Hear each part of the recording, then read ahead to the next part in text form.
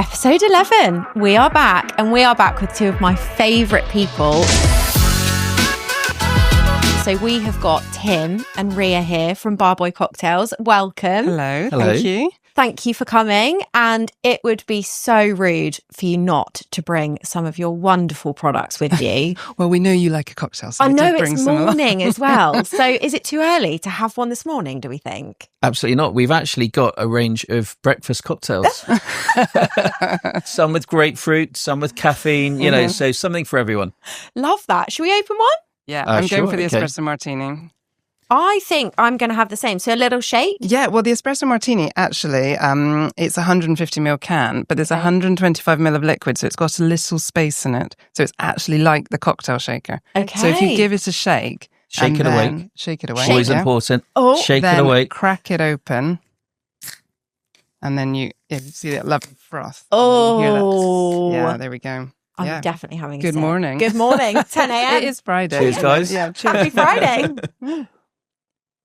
Oh, yeah. What could possibly go wrong? No, absolutely everything with an espresso martini in the morning.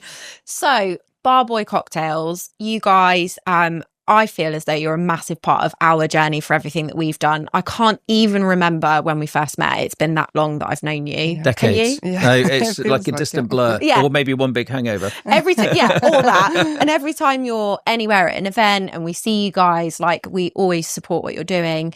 But I think let's start with about Bar Buoy. How did it start? What was the idea? Where did it come from? We are in the best place in the country, and I can say we are in the Southwest. So, and I know that is a massive part of your brand, but over to you. Right. Okay. Well, to take you right back to the beginning, I'll try not to go on about this too long, but it started as a New Year's resolution. Not to make cocktails specifically, but to learn to make the perfect margarita in December 2019. So pre-lockdown, pre any of this, we were sat around the kitchen table. We're a husband and wife team, and Ria asked me the question, what are you going to do for your New Year's resolution? And I was like, well, I'm definitely not going to be running any marathon anytime soon. Which most people do the marathon, don't they? Yeah. I kind of knew that Tim wasn't that Yeah. But after a good 20 plus years of not being able to even sniff tequila, I was ready to re-engage with it. And the tequila revolution was kind of well underway, and it's being led by North America. And I'd start to see some really good quality agave spirits coming out of Mexico over to our shores. And so I've been following it and thought, yeah, this is the time. Let's give it a go. So I'd every week I'd sort of go and try and do a bit of research, find a bottle of tequila or mezcal. Yeah, and my first reaction when Tim said I'm going to make margaritas was, I don't like tequila. And he did say, look me in the eye, and you did say, you've just been drinking the wrong tequila. I don't like tequila. Okay, well, interesting. Yeah, let the education begin. Yeah, let's go.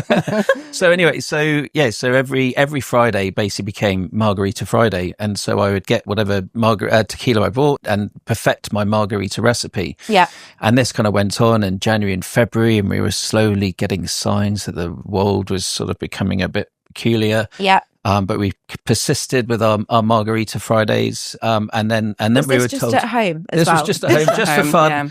We've got two kids, so quite often it would be at home because we weren't going out because we didn't. Were they involved? No, they were not. They were in bed, but as soon as they went to bed, the margaritas would come out. It was like our reward. Yeah. But anyway, we really started to have a margarita every single night when the lockdown happened, because it was quite an intense and sort of strange time. So we were getting lots of practice, and then slowly but surely, we were then told we had to homeschool. So those margarita evenings became margarita lunchtimes. Margarita Monday. I mean, it wasn't quite that bad. But it really, it ramped up when we were allowed to go outside and see friends again. And we've been holed up, doing our daily walks and all this kind of stuff. And we were allowed to see friends outside. And we were just so excited about seeing other human beings that I actually took my whole bar kit down to the back beach in Exmouth, overlooking the River Exe. And it was a gorgeous evening, the most incredible sunset. The water was dead calm. And I shook up margaritas for us and our friends throughout the evening. And we had one hell of a time. It was paradise. It was absolutely brilliant.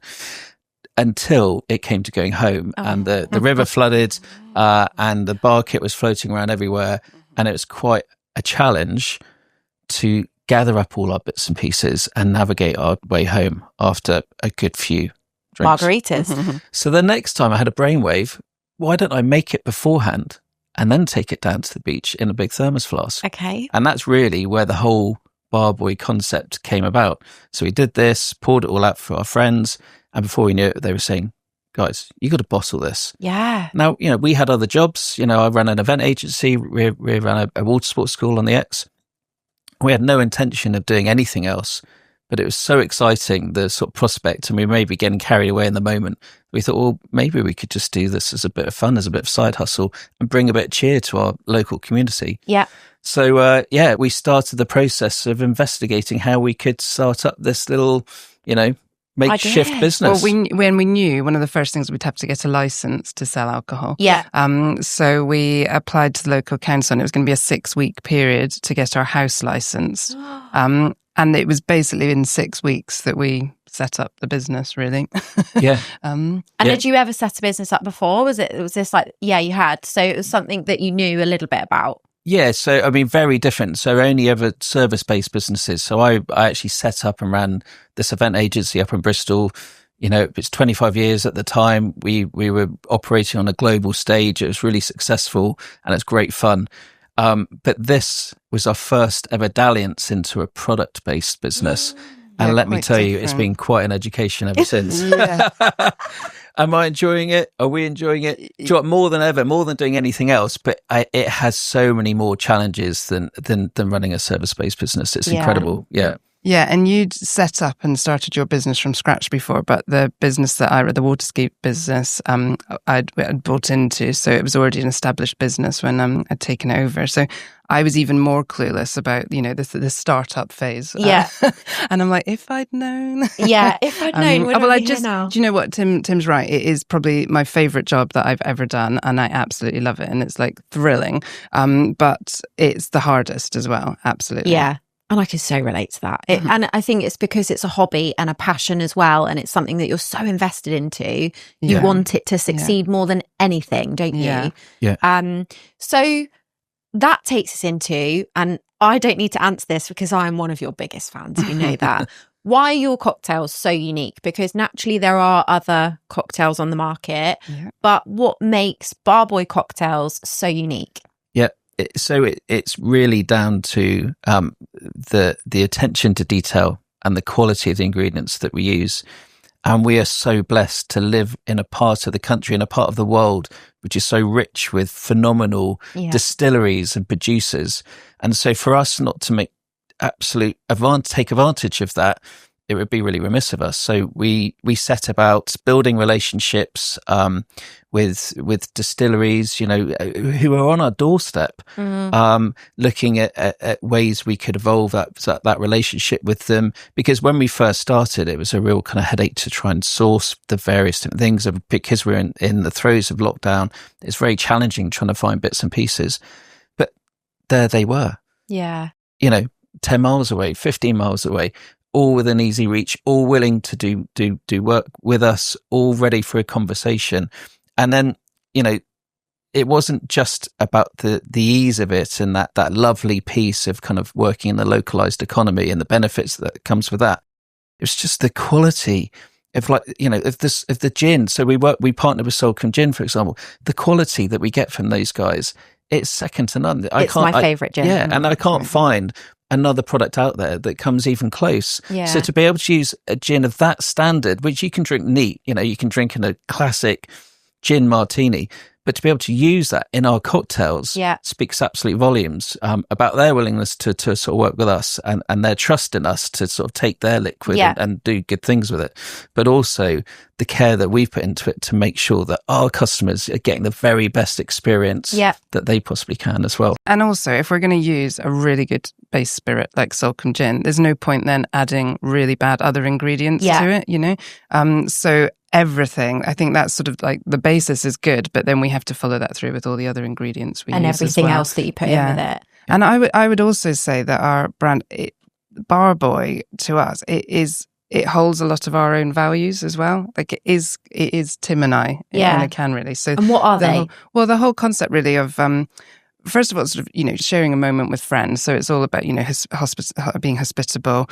And that comes through with the good quality as well. But that moment for us is sitting on a beach in Devon at sunset after a hard day's work, or you've been water skiing, you've spent a day on the water, doing something to earn that cocktail moment and then sharing it with friends, and that convenience like that. That's where it started on the beach when we went, with those, back in 2020 with friends. And that's what we kind of just continued that through now. So it's just all about that moment, not compromising. If you're going to go to the beach and drink a cocktail at a glorious sunset with friends, don't have rubbish. Oh, I've had a lot of rubbish. We'll have something that's really special as well. And so that's why we've just tried to make the cocktails stand up to the moment. Wherever anybody sees Bar Buoy, so we see you at events a lot, we see you out and about a lot, I think you still get that feeling from your brand, and you still get, when at your events you've got your big boys with you, and you can still feel everything that your brand is, all of those values come through from everywhere you are, which is fantastic. I think that, we live by the coast. We absolutely embrace the coast. I mean, actually on the drive here, when we were driving over the River Exe, it is like glass this morning. I mean, we would have, if we could have, we'd have been out water skiing. Sorry. It's your fault, Kate. We're going to hopefully go tonight. Friday night, we're going to fit in a quick water ski, I think, before having a margarita. But it is, we buy the coast. So obviously the brand, it sort of sings about the coast. But I just think that everything that we put into it, the sustainability is really important as well. So, you live by the coast, we really care a lot about the environment, and you can see your impact, I think, on the environment when you're by the coast. So everything we do, we try and have a sort of nod to sustainability with it as well. Yeah. And I think that also rings true when, we see you at events in Birmingham, in London, all of those things. And I think that's why I stand and I listen. Honestly, I think I am your biggest fan. I stand and I listen to what people are saying when they come to your stand. And it is that here is the Southwest in a can or in a bottle. And then that, that's brand story. And if you tell your story, then people get hooked into it. And that is so powerful. That, it's novelty a little bit as well, isn't it? If you live in London and someone's bringing you the Southwest to you, you're like, oh, wow, this is amazing. Yeah. Well, exactly. And, the first challenge is always to get as the industry says, it's getting the liquid on the lips. So as soon as we've been able to entice someone to our stand, whether it's a event, a trade show, whatever it might be, trying the liquids, understanding the provenance and the care that we've gone into, then that's the first hook. And then secondly, it's when they actually make the purchase. So quite often, we are a Southwest based business. Most of our trade is throughout the Southwest. So it's whether it's in a luxury hotel or in a beach bar, in a food hall or at a festival, people will try our products there and they love them, and it will bring them, it's a great holiday memory as part of it. But then we get that second bite when they're back home. And that's when they can order online. That's when they can go to any of the Westmoreland services on their way home and stock up for the winter or whatever. And so that's really exciting. So we're capturing them with our story and our provenance and all our lovely bits and pieces and the memories of those occasions down by the water. But then we're enabling them to recapture that when they crack open a can or a bottle when they're back in there. Yeah, it's amazing actually, because on our website, which is not the website we started out with when we built the business in 6 weeks. That was definitely a lesson learned. It wasn't the best that we started with. But the website now, it does, when people check out, it does prompt you to say sort of, how did you find out about us? And in quite a nice, gentle way. It's like we're a small family business. This information is kind of vital to us. And the number of people that say, I saw you when I was on holiday in Devon or Cornwall, and now they're back in, and you can see the postcode. And they're like dropping little pins all over the map. Yeah. So that's nice. Amazing. And so let's talk about, you guys haven't always been into cans, have you? Bar Buoy started in bottles, didn't it? Yep. And I actually had you guys at my wedding in France, didn't I? In the bottles. Yeah. And even then everyone was like, who are these guys? I've never heard of them before. They're amazing. And it is that novelty piece. But just talk a little bit about how you've evolved from that bottled piece into where we are now with the range that you've got now, because that's expanded as well, hasn't it? Yeah. Yeah. So, when we first started, it was around the kitchen table. How do we get our cocktails into some kind of vessel to ship it out? And a glass bottle was the kind of obvious choice. We certainly don't want to use plastic. Yeah. I mean, that brought its own challenges. You know, we actually sent bottles of water in the glass that we chose and back to ourselves. And the first few times we got paper mache, you know, so, so that was, doesn't work. But we persisted with the glass. We could work with it. It was, you know, we could make it in very small volumes. Yeah. And it meant that we could get the business off the ground, up and running. And it's been great. And glass still does play an important role in our business. Great for gifts. Yeah. So we do a range of single serve bottles, which are all 100 ml. They're really cute. They look great. They fit in your handbag, Kate, if you need it to. Great as wedding favours, all those kind of things. But we also do a litre bottle as well. And that's really what a lot of our hospitality customers use. You can get up to 10 cocktails out of it. It still looks great behind a bar. You can pour it into a shaker. You can shake your cocktails awake. So you're getting that bit of theatre. Yeah. And it's really valuable. And it's always going to be part of our lineup.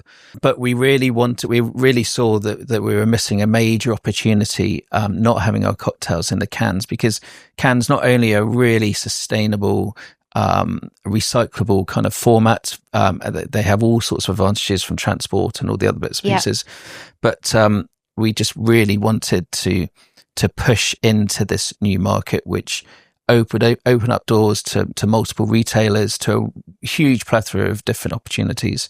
So we did some research.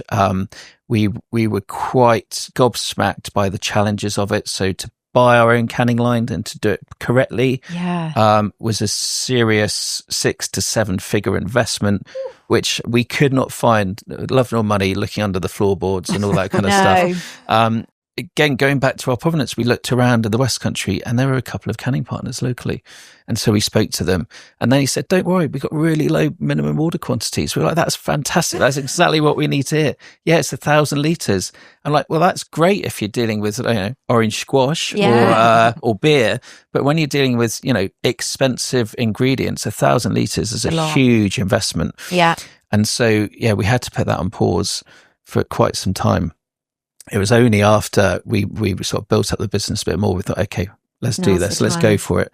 So and we did, because we were bottling everything, and we did move away from the kitchen sink quite quickly into a small little commercial unit. But we're still bottling everything. And it was that, do we make this leap? Kind of like saving up to be able to start canning. But I do remember a conversation, and Tim just said, it's just like this brand, our brand is made for cans, because obviously it's all about being on the beach and convenience and out, and glass doesn't work in that. And, so it is, the brand was screaming out to be put into can. We just needed to make it happen, but it took us a bit longer, as a sort of self-funded small business from startup to be able to get to that point.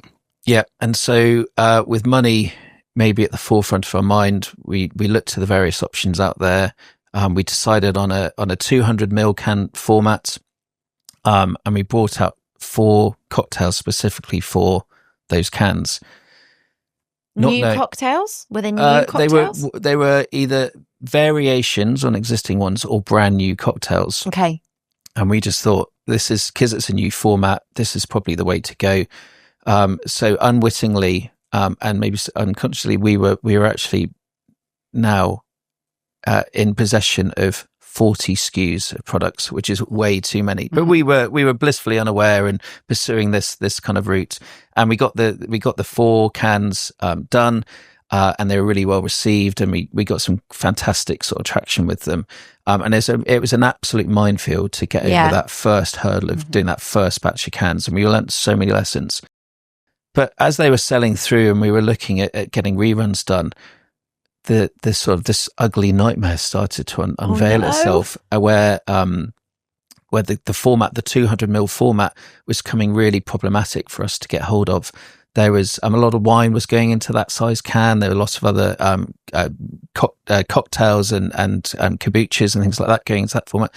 And so the demand was far outstripping supply. The biggest producers were Russia and China, which produced their own kind of challenges. And so we had to kind of take a deep breath and go back to the drawing board. But what it did was present us with a fantastic opportunity to reset our whole portfolio. And so this 40 SKU range that we had, which was kind of confusing people, we managed to totally whittle down. And so now we've got a consistent range of single serve bottles 1 litre bottles and 6 cans, which all complement each other, which all intertwine and basically offer our customers the perfect solution no matter what the setting. Yeah. So obviously I have my favourite, you know what my favourite is, but in terms of your most popular and your bestseller, yeah, what well, is actually, that? interestingly, so once we had moved away from the kitchen sink into our next commercial unit, then we did it was about a year later, we then moved into our current Bar Buoy HQ, which is exactly what we need. So it's got bottle production space, it's got office space, we can do tasting events, it's got warehouse space. But at that time, we had been just running everything off spreadsheets, and then we implemented a new piece of software, which is basically, it's actually designed for breweries, but we have adapted it for cocktails, and it works brilliantly. But that gave us all the data that we need. So it's been amazing. I mean, there was a couple of false starts in sort of implementing it because it's all everything, sales, production. But now you can just clearly see the data, and the best sellers are the Margarita and the Espresso Martini. They're the Your top favourite, two. that's where you started, the Margarita. Yeah. There you go. Interesting, isn't it? And I'm not a Margarita girl, so maybe I need to get into them a little bit well, more. this is the Margarita to try. Yeah, I'm going to try it. Because actually really early on as well, when we were still at home, my background is more marketing. I used to work in a PR agency, and I entered it into the Great Taste Awards. This was when we were still, operating from home. I sent it off, but it did come back with a 3-star Great Taste Award, which at the time we didn't quite appreciate how, amazing that was. Yeah. But it definitely gave us the confidence that, hang on, this is a really good margarita. That Tim's Margarita Fridays are a thing. And I did it. New Year's resolution. Yeah, you did. You did make the perfect margarita. Yeah. So the future of Bar Buoy, obviously, over the last year, it's gone into that sort of cans phase. What does the future hold for Bar Buoy? What a question, but a really interesting one that I don't think I've actually asked you off air, let alone on air. No. I mean, I would say to get to this point has been it has been really hard work, especially, a husband and wife team, 2 children. A life out of work is just as bonkers as in work. And, we've grown this organically from scratch, and there's been mistakes along the way and huge hurdles. So, people are kind of like, wow, it's going really well. Great that people see that, but there's still just all these constant challenges that we're picking up.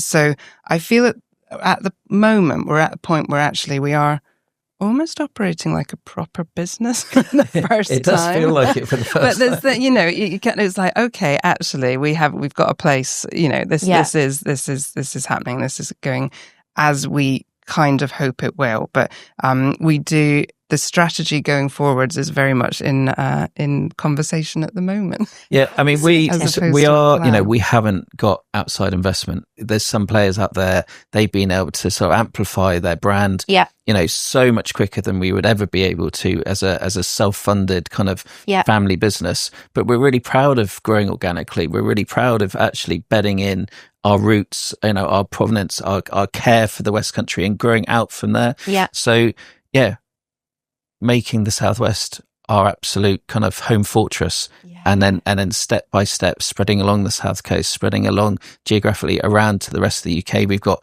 a foothold in the Cotswolds. Randomly, we've got sort of tentacles going into Scotland now as well. Wow. We haven't really hit the London market yet, so there's loads of stuff to do within the UK first before we start to look beyond that. And we often get requests by various people from the DIT to sort of, have you thought about export? Love to talk about export, but let's get the basics right first. Yeah. And there's obviously the various channels that we need to sort of master as well. So we have got our first regional listing with Co-op, which is really exciting. 94 co-ops for our Margarita, 64 for our pineapple daiquiri. And we're kind of on the start of that kind of journey, and that's really exciting. But we know we can't rely on any single channels. So having that broad mix of wholesalers, multiples, direct to trade and direct to consumer is going to be fundamental to making sure that we're growing. Yeah, and a really good mix of all of them. Yeah, and different times of the year, different ones perform at better. different times. Yeah. There's such an opportunity. We've barely scratched the surface of any of them, and we got to this point. Like, I feel like this is actually when it's getting really exciting. Yeah, because there's so much more. There's so much more opportunity online that we've talked about, but also with retail, with events, with selling directly to the trade. It's just and it is growing at the moment. So it does feel exciting. Yeah. And just thinking about learnings. Okay, so I love it when I don't love it when I make a mistake, but I love learning from mistakes because I think that always makes you stronger and makes the journey a bit more exciting, doesn't it? But thinking about learnings from starting Bar Buoy to where you are now, what's the biggest learner that you've had? Because most of our clients that will be listening to this, and our audience as well, will be in a very similar position to you. And I think those learners are so useful to share because they are things that everybody goes through, and everybody gets to that point and goes, oh, I've grown online and I've done this, or I've done this with my product, my packaging, and it's implemented this. So what is the biggest learner? Gosh, tough question. It is. I mean, don't be afraid to learn as you go. I mean, and I think we all want to set out with the perfect product and the perfect strategy, but in reality, very few people manage to achieve that. Yeah. So roll up your sleeves, get on with it. That's the first challenge, and be prepared to accept the mistakes that you do make along the way, whether it's branding, the packaging, everything can evolve, everything can change, but do it step by step. Don't go too big too soon. Because I think that's actually really key is patience. Yeah, like both Tim and I, we're quite impatient people, and then I can imagine the conversations that happen. But I think the patience, and then also cutting out the noise around you. Yeah, kind of stay in your channel. Like, think about what's Bar Buoy doing. That's what's important, and do it at our pace. Don't get sort of distracted by, oh gosh, we should be doing this, or this should be happening faster. Actually, if you we were writing it down for something the other day, I can't think what, but some milestones along the way.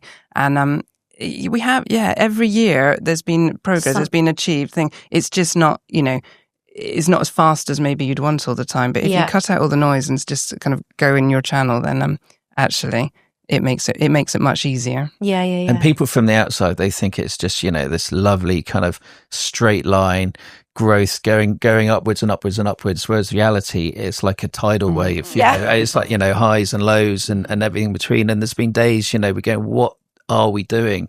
Like, this is crazy. Should we just give it up and go back to the full-time day job? Genuinely, it's a thirsty cash monster building a product-based brand, and it's relentless. And the more you grow, the more you need to feed it. And so, it's like, that's such a challenge, like just the financial side. Yeah. But the rewards, when and it's not just the munch rewards, but the rewards when you start to see the growth and the satisfaction and the awareness building. And it's great, it's great when you just see your community out there, growing and growing and growing. And these kind of, unprompted brand fans out there, that's the They're satisfaction. called sneezers. They're called sneezers. Okay. Sneezers. So Kathy from Boundless, who's been on our podcast, okay, she came in and she was talking all about sneezers. So if you're a sneezer, you become a brand advocate and a brand fan. Yeah. But because they are a sneezer, they then go and they share it to their friends and their family, and then they become a sneezer, and it just keeps passing on.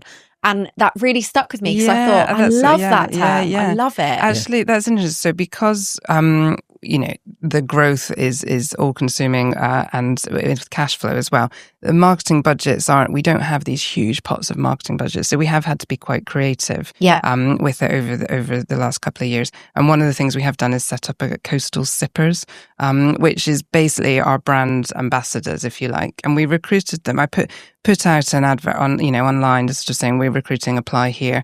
It's obviously it's not a paid role. It's just for people. They get sent, free cocktails every so often, review them and shout about it to their friends. But the response we got was amazing. And people that we didn't know just like champion, filling in this form saying how much they absolutely love Bar Buoy and what why they didn't think I fill it in? I know, why didn't you? But then we did some, actually it was over, Zoom, but once we had this sort of small group of people, we sent them all a margarita in the post. We all met online and sipped it together. Tim told them, the margarita story about how it started. And then, I get messages on WhatsApp and people saying, I saw you here, I've sent a photo here. I was telling my friend about here. Have you thought about this? It's amazing. But these people that I didn't even know before that are now like these huge ambassadors and so if you take that out of the Southwest and you Coastal Sippers goes UK wide, national, how from a brand perspective can you recreate the moment of sitting by the sea with the drink in the Southwest, looking over the river, the River X, and you might be in London or whatever that might be. And I think that's where your brand is so good at what it does, because when you look at it, you even get that feel, or I get the feel, maybe because I can visualize it. But I think that sort of content piece you guys do really, really well, of connecting the dots of this is our brand, this is what it stands for, with all of those lovely images that you post. It's just thinking about also all the touch points. So in when you shop online and you can send a box, you can add a gift note. Now, the gift note is we collaborated with a local artist, Ella Slade, who's in Exmouth, and she has the most amazing paintings. But she did a painting that is basically the sunset of the beach that sat on looking down the River Ex when Tim sort of first took his bar to the beach. And we've now worked with her and we've put that into a gift card. So that's our gift note. So even when you're sort of opening the box, there's this touch point of this amazing Devon sunset. And I think we just try and follow through and think, Tim's previous experience working with a lot of drinks brands in the events industry is all about those touch points and consistency and just being really consistent. Yeah. So when we go to events and you see us, the stand looks the same all the time. And it's just, we've kind of really tried to make sure that people have that visual identity with Bar Buoy and can get the coast from it. So when they have their Bar Buoy moment, they are transported to it. Yeah, and they could just visualise it. I need to remember that next time I open a tin on a Friday night. So seasonality then. So thinking about summer, Christmas, do you see seasonality for Bar Buoy? Like, what does that look like? We do. So, really from Easter through to now, so September, it's all guns blazing, sun's out, cocktails are out. Yeah. And so we do a huge amount specifically with the on trade, I say more than retail. Yeah. And it's busy, it's people wanting to relax and have a great time. And that's great. It's great kind of revenue drivers. So that Q1 for us is, whilst people are, doing this silly thing called dry January and February, they're just slowly waking up. I mean, it's very frustrating. However, we can actually use that time really, really well. And so we're going out and seeing all of our wholesale partners and our trade partners. And it's great. And it gives us that kind of momentum sort of going forward. And of course, we do the Farm Shop and Deli show, which is always around Easter time. And that's a great touch point to actually start those conversations, dare I say it, about Q4. Yeah. And so as we're now coming to the end of the sort of the seasonal hospitality time, we're pushing on with, Q4. Now, we should have done lots of things before now. I know every year in December I say, right, in January I'm going to plan the next Q4, but it never quite happens. Yeah. So we're September. We're September and we are all in. All in. I think we have this conversation every year, don't we? Are we ready? Yeah. So as we prepare to create yet another miracle in time for all of the demand from the festive hospitality trade, from the festive retail side, and then events as well. So we do things like the Exeter Christmas Market. We've doubled up this year, so we've got a large chalet at the Christmas Market this year. Can't wait to see that. Mm-hmm. So that's going to be fun, and we've got loads of other sort of activations sort of happening and promotions. So yeah, so is this where you don't see each other now for the next sort of 3 months because you're all in different places doing if we're lucky, yeah. It is passing ships, and then it gets to like the 23rd of December, and actually the last 2 years we've gone out for a really nice family lunch on Christmas Eve, and that's like the goal. Let's that's get the to end that point. Yeah. Yeah, we're actually drinking Aperol Spritz overlooking the water. It was lovely. I don't think I'll ever forget seeing you at the Christmas market when there was snow and you were both stood there and you're like, I'm freezing. Yeah. Oh, yeah. But we've nearly done it, because I think that was a couple of days just before it closed, wasn't it? And you were like, we've nearly done the year. It's a funny one because it is intense at the Christmas market. Yeah. And I think I was maybe a bit like, is it just doing a market? What's the benefits of it? But it's good sales, really good sales. But it's huge brand building as well. Yeah. And we still will have people all the time on our website saying, well, how did you hear about us? Exeter Christmas Market. Amazing. And it has really helped with growing in the Southwest. Yeah, for sure. And so from my background with, in effect, creating brand activations for major brands like Moët Hennessy, one of our big customers, they would be throwing 50, 100, 200,000 pounds at different types of activations of things to come back to basics. Yeah. We really had to see look at how we could maximize the return on very, very, very little budget, and being able to work at some of these events like the Christmas market. We got a month with a captive audience of well over 500,000 people coming through. I mean, how many opportunities do you get to do that? Very few. We got the Dartmouth Food Festival in October. That's probably one of our favourite events of the year. I think that's my favourite event. It's one of my favourite events. Really and just getting those touch points and the community that's down there, and the amount of people it brings down from London, for example. And we met a potential phenomenal customer who looks after venues throughout the UK that's potentially interested in the cocktails. So you never quite know where you're going to create opportunities, and whether it's an individual buying from you, learning the story and then going online, or whether it's a potential trade customer that's then going to be a lifelong partner. It's capturing those moments. And I think that helps with sort of ironing out the seasonality, because it is really summer and Christmas are just really busy periods for us. Christmas, I'd say. So summer, I'd say more for on trade and hospitality, and Christmas is with consumer. It just goes really nuts. And the last 2 years, we have stock has been an issue. By the end, like mid to end of December, we're sort of getting really low. And of course, you don't want a warehouse full of stock in January. No. But this year, I feel like we're going into it quite well placed. We've got a plan. We're better prepared than we ever have been. I would say that. But also having events and having lots of different channels does mean that we can iron out that seasonality. Because actually, for example, hotels are really busy in January and February. People going away after Christmas and New Year, little breaks. If we're supplying a hotel, then they're taking our cocktails all year round. So I think just going back to that seasonality question, having these different channels that we're selling to helps. Yeah. And obviously we sit in the digital space, so I'm always talking to you guys about, what's happening online, what's going on with the website, what's happening on socials and with email and all of that stuff. And I think from today, what you guys are saying is every channel is just as important, whether that's trade, whether that's consumer, whether that's digital, whether that's print, whether that's in the box, printed with your postcards, which, by the way, my little 7-year-old loves her postcard that you gave her.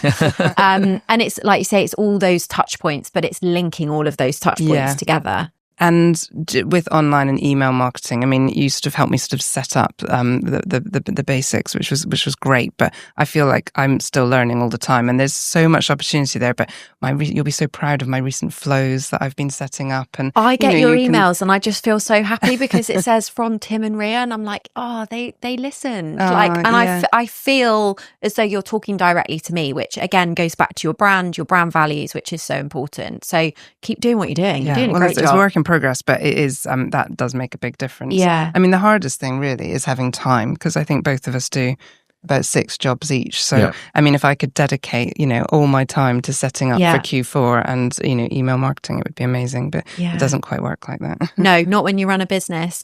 So one thing that you do differently, if you started Bar Buoy again, what would you do? What a question. I'm literally wheeling through them today. Well, I suspect Ria would say a different business partner. Do you know, that's actually funny, because people say, well, how do you work together? I actually think we work very well together, and we both bring different things to the party. I think the most frustrating thing about working with Tim is that wasn't actually my question. No, it isn't, but I'm just going to bring it out here. He never makes lunch, so I normally I'm starting to get hangry, and I'm thinking, when's lunch coming in? I think I'll wait until Tim suggests it. I'll wait until he never brings it up, and then I say, I think after myself, I'll just go and get some lunch. And then I think I can't not ask him because we live together. So I'm like, would you like some lunch? Oh, yes, please. And this is like 4:00 in the afternoon or something. I mean, I've never had lunch so good. Yeah, exactly. So every day I end up making lunch. But business partner, no, I would keep you actually. Yeah. I think it would be amazing to have started the business with the range of products that we have and the website we have now. That would have been a complete game changer. Yeah. However, it is lessons learned, and as we've gone along, it has been quite a journey to this point. So I don't know. Maybe I think if I'd known how much hard work it was, that might have put me off a bit more. But, I think really, I mean, we've seen such great traction with this new range of cans that, it would have been great to have been able to have afforded to be able to do that much sooner. So, should we have got ourselves a bit better funded from the offset? But then it's such a huge unknown that actually it would have been a real risk. I mean, now it's still a risk, but not quite. It wouldn't be at the same level as it is there. Because you've got sneezers now. Yeah. Got sneezers. And like it still feels like we're just getting going. We're just over 4 years in, but we're now at the exciting time. It feels like we've done a lot of the hard work. We've shed a lot of the tears. We're ready to dust ourselves off and start pushing to this next phase of our growth throughout the Southwest and kind of beyond that. Yeah. So you guys are obviously across all of these channels, but where can I go into a store and where can I buy a Bar Buoy cocktail if I am local and then if I'm national? Good question. Well, I think locally, I mean, there are lots of independent farm shops and deli, Greendale, Darts Farm, places like that, local in your doorstep. But Co-op's a good place to start, especially with the Margarita in the Southwest. So, all of Devon, quite a few in Cornwall, Somerset and Dorset. And when you do take a picture and post it on socials? If someone buys one, that'd be great. Bar Buoy out in the wild. Yeah. But the best way online is actually all of our orders online have free delivery nationwide. There you go. So that, and it's very quick delivery. So you can order next day shipped, 24 hour, and you have cocktails arrive at your door. For a Friday afternoon. The exact ones that you want. There you go. So really easy to buy. If nobody has tasted Bar Buoy before, whoever's listening in our audience, please go and taste them. I'm a massive brand advocate. I'm a sneezer. Everybody I see, I tell them about you. My whole wedding party were like, they are the best cocktails we have ever tasted. But thank you so much for joining, because I think your story around starting it with a New Year's resolution into this fantastic product and brand, and from my point of view, watching you guys grow this business is so exciting. And I feel so proud watching you. So well done as well, because I know how hard it is to start a business and you're still doing it. You're still smiling and you're still growing a range, which is just fantastic. So 2026, here we come once we've got Christmas out the way. Bring it on. Absolutely. Yeah, and Kate, thanks for playing your part in it and for being one of our brand champions. Yes, It really means a lot. I mean, it's Pleasure. great to get that encouragement as we go on our journey. And I think we all need to support each other, particularly at the moment. It's an interesting economic time. Yeah. And I think there's some phenomenal businesses out there that really need to be sort of, championed. I will forever be drinking your Coastal Playmas. Don't worry, it's fine. Cheers to that. Cheers. Thank you so much for joining me. Kate. And subscribe, like, share. We would love to have more people like Tim and Ria on. So any suggestions, please let us know. And thank you. Thank you. Thank you.